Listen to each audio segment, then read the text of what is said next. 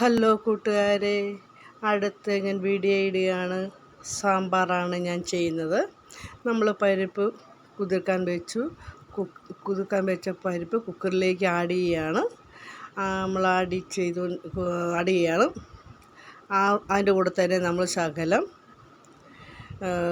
നമ്മൾ വെളുത്തുള്ളി ഇടിച്ചിടുന്നുണ്ട്.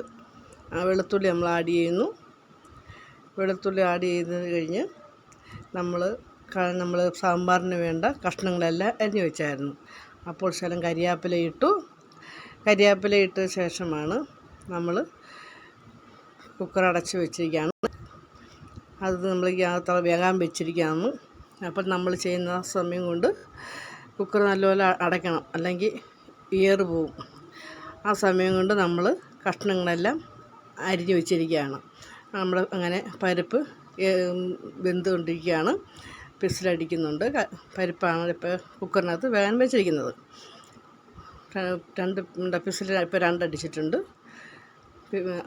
നമ്മൾ ആ പരിപ്പ് നമ്മൾ ഇറക്കി വെച്ചു. അത് നല്ലപോലെ പരിപ്പ് വെന്തിട്ടുണ്ട്. ആ സമയം നമ്മൾ വെണ്ടയ്ക്ക കട്ട് ചെയ്ത് വെച്ചിട്ടുണ്ട്. കടുക്, ചുവന്നുള്ളി, പത്തൽമുളക് അരിഞ്ഞ് വെച്ചിരിക്കുകയാണ്. കരിയാപ്പില എല്ലാം എടുത്ത് വെച്ചിട്ടുണ്ട്. അത് കഴിഞ്ഞ് നമ്മൾ ഇനി ആ പരിപ്പിന് നമ്മൾ ആ സാമ്പാർ കഷ്ണമെല്ലാം അരിഞ്ഞ് വെച്ചിരിക്കുകയാണ്. ക്യാരറ്റുണ്ട്, കിഴങ്ങുണ്ട്, സബോളയുണ്ട്.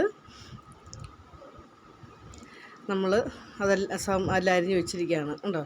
ക്യാരറ്റ്, സബോള, കിഴങ്ങ്, വെണ്ടയ്ക്ക വേറെ സെപ്പറേറ്റ് അരിഞ്ഞ് വെച്ചിരിക്കുകയാണ്.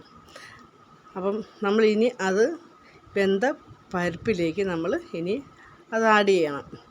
അപ്പം ക്യാരറ്റും സബോളയും എല്ലാം കൂടെ അരിഞ്ഞത് നമ്മൾ കുക്കറിലേക്ക് ആഡ് ചെയ്യണം. ആ പരിപ്പ് അപ്പോൾ നല്ലപോലെ വെന്തു പരിപ്പ്. ആ പരിപ്പിനകത്തോടാണ് നമ്മളിത് ആഡ് ചെയ്യുന്നത്. ആഡ് ചെയ്യാൻ സമയം ആയിക്കൊണ്ട് നമ്മൾ പരിപ്പ് മൊത്തം അതിൻ്റെ ശകലം നമ്മൾ കരിയാപ്പില ഇടുന്നുണ്ട്. നമ്മൾ കഷ്ണങ്ങളെല്ലാം ആഡ് ചെയ്ത് ആ കൂടെ നമ്മൾ ശകലം ഉപ്പ് ഇടുകയാണ്. ഉപ്പ് ഇട്ട് അതിൻ്റെ കൂടെ നമ്മൾ ശകലം മഞ്ഞൾപ്പൊടി ഇടുകയാണ്. എന്നിട്ട് നമ്മൾ അത് നല്ലപോലെ ഇളക്കണം. അത് മഞ്ഞൾ പൊടി ഉപ്പും ഇട്ട് നല്ലപോലെ ഇളക്കെന്ന് പറഞ്ഞാൽ കഷ്ണങ്ങൾക്ക് മഞ്ഞ കളർ വരികയും ചെയ്യണം. വെളുത്തിരിക്കാതിരിക്കാനാണ് നമ്മൾ മഞ്ഞൾപ്പൊടി ഇടുന്നത്. അതുപോലെ തന്നെ ഉപ്പിടുന്ന പറഞ്ഞാൽ അത് ഉപ്പ് പിടിക്കുകയും ചെയ്യണം. അതിന് നമ്മൾ ഉപ്പും മഞ്ഞൾപ്പൊടി ഇട്ട് അതിന് വേണ്ട അത്രയും വെള്ളം നമ്മൾ വയ്ക്കും. നമ്മളിപ്പോൾ എന്തുമാത്രം നമുക്ക് സാമ്പാർ കഷ്ണം എടുക്കുന്നു അതിനകത്ത് നമ്മൾ വെള്ളം എടുക്കുകയും ചെയ്യണം. അതിനകത്ത് പരിപ്പും വേണം, നമ്മൾ ചെയ്യണം. എന്നാലേ ഒക്കത്തുള്ളൂ. അല്ലെങ്കിൽ ആ സാമ്പാർ ആകത്തില്ല. നല്ല സാമ്പാർ വേണം. അതിനകത്ത് പരിപ്പും ഒക്കെ ഇട്ട് വേണം.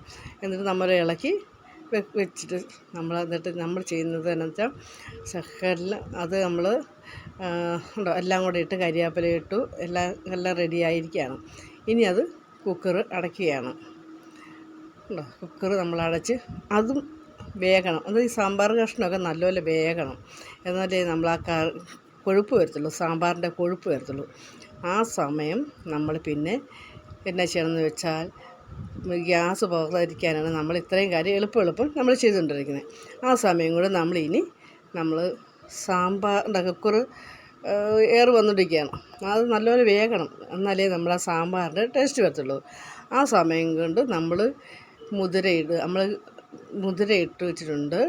ചൂടാകണം നല്ലപോലെ. പാൻ അടുപ്പ് വെച്ചു, മുതിര ഇട്ടു. ആ കൂടെ തന്നെ പരിപ്പ് വിട്ട് നമ്മൾ ശകല ഉലുവയും കൂടി ഇട്ടാണ് നമ്മൾ വറക്കുന്നത്. അത് നല്ലപോലെ ബ്രൗൺ പോലെ കളറായി വരണം. എന്നാലേ അതിൻ്റെ രുചി വരത്തുള്ളൂ, സാമ്പാർ കൂട്ടിൻ്റെ രുചി വരത്തുള്ളൂ. ആ സമയം കൊണ്ട് നമ്മൾ അതിപ്പം ചുമന്നുകൊണ്ടിരിക്കുകയാണ്. നല്ല ചുമന്നതിന് ശേഷം നമ്മൾ പത്തൽമുളകും അരിഞ്ഞിട്ടിരിക്കുകയാണ്. പത്തൽമുളകും ഒക്കെ നല്ലപോലെ മൊരിയണം. നല്ലപോലെ മുരിഞ്ഞാലേ നമ്മൾ അത് പൊടിച്ചാൽ പൊടിയായിട്ട് വരത്തുള്ളൂ. അത് നല്ലപോലെ മൊരിയണം. നമ്മൾ ശരീരം അപ്പോൾ ഇടുന്നിടയ്ക്ക് നമ്മൾ പത്തൽമുളക് ഒരെണ്ണത്ത് ഇങ്ങനെ ഒടിച്ച് നോക്കണം. എന്നാൽ നമുക്കറിയാം അളവ്. അത് മുരിഞ്ഞതിന് ശേഷം നമ്മൾ ശകലം മഞ്ഞൾപ്പൊടി ഇടുന്നു. മഞ്ഞൾപ്പൊടി ഇട്ട് കഴിഞ്ഞ് നമ്മൾ കായപ്പൊടിയാണ് അടുത്ത് നമ്മൾ ചെയ്യുന്നത്. കായപ്പൊടിയും കൂടി ഇട്ട് നല്ലപോലെ നമ്മൾ ഇളക്കും. ഈ കായപ്പൊടിയും മഞ്ഞൾപ്പൊടിയും കൂടെ നല്ലപോലെ ചൂടാകണം. അപ്പോൾ ആ നല്ല മുരുമുര നമ്മൾ ഇളക്കുമ്പോൾ സ്വരം കേൾക്കാം. എന്നാലേ ആ സമയം അത് നല്ല രീതിയിലായിരിക്കും നമ്മൾ ഇളക്കി നല്ലപോലെ മൊത്തം മൂത്ത് കഴിയുമ്പോൾ നമ്മൾ അതിന് എരിവിനായിട്ട് നമ്മൾ ചേർക്കണമല്ലോ. അതിന് നമ്മൾ ചേർക്കുന്നത് ശകലം മുളക് പൊടിയാണ് നമ്മൾ ചേർക്കാൻ എടുക്കുന്നത്. എന്നുവെച്ചാൽ നമ്മൾ ആ മുളക് പൊടി എന്ന് പറഞ്ഞാൽ പിരിമുളക് പൊടിയെ ചേർക്കാവൂ. അപ്പോൾ ആ മുളക് പൊടി കൂടി നമ്മൾ ചേർക്കുകയാണ്. ആ പിരിമുളക് ചേർത്ത് അതൊന്ന് നല്ലോണം ചൂടായാൽ മതി. അത് കറക്കരുത്, കറുത്ത സാമ്പാറിൻ്റെ ഗുണം പോവും. അത് നല്ലപോലെ ഒന്ന് ഇളക്കി ചൂടാക്കി വെച്ച് കഴിഞ്ഞ് നമ്മളത് തണുത്തതിന് ശേഷമേ നമുക്ക് പൊടിക്കാൻ ഒക്കത്തുള്ളൂ. അപ്പം നമ്മളത് തണുക്കാൻ വെക്കുകയാണ്. വെച്ച് കഴിഞ്ഞ് അത് പൊടിക്കാൻ തണുത്തതിന് ശേഷം നമ്മൾ പൊടിച്ച് റെഡിയാക്കി വെച്ചിരിക്കുകയാണ്.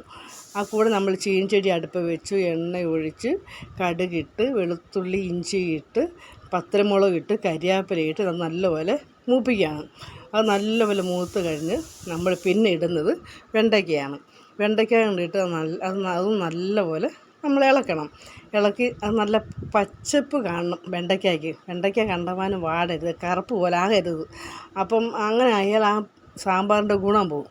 അതിന് നല്ലൊരു പച്ചപ്പ് പോലെ ആക്കണം. മൊത്തം നല്ലപോലെ ഇളക്കി നല്ലപോലെ നല്ലപോലെ ചൂടാകണം. നല്ലപോലെ ആയി കഴിയുമ്പോൾ ഇത്രയും സാധനം നമ്മൾ ചെയ്ത് വെച്ചിരിക്കുകയാണ്. ആ വെണ്ടയ്ക്കാക്കി നമ്മളൊരു ശകലം ഉപ്പും കൂടെ ആഡ് ചെയ്താലേ രുചി വരത്തുള്ളൂ. അപ്പോൾ ഈ വെണ്ടയ്ക്ക ശകലം മൂത്ത ശേഷം നമ്മൾ ശകലം ഉപ്പിടുന്നത് ഉണ്ടോ. ശകലം ഉപ്പിട്ട് കഴിഞ്ഞ് നമ്മൾ നല്ലപോലെ ഇളക്കണം. നല്ലപോലെ ഇളക്കി നല്ല പച്ചപ്പ് പോലെ ആകുന്നത്. അപ്പോൾ നമ്മൾ ഉപ്പിടുമ്പോൾ തന്നെ ഈ വെണ്ടയ്ക്ക നല്ലപോലെ വഴരും. നല്ലപോലെ ഇളക്കി കഴിഞ്ഞാൽ ഉണ്ടോ. ആ വാടിക്കഴിഞ്ഞാൽ നമ്മൾ പിന്നെ നമ്മൾ പൊടിച്ച് വെച്ചിരിക്കുന്ന സാമ്പാർ പൊടി ഉണ്ടല്ലോ, അത് നമ്മൾ ചേർത്ത് ഇളക്കി വെച്ചിരിക്കുകയാണ്. അത് മൂത്ത് കഴിയുമ്പോൾ സാമ്പാർ കഷ്ണമായിട്ട്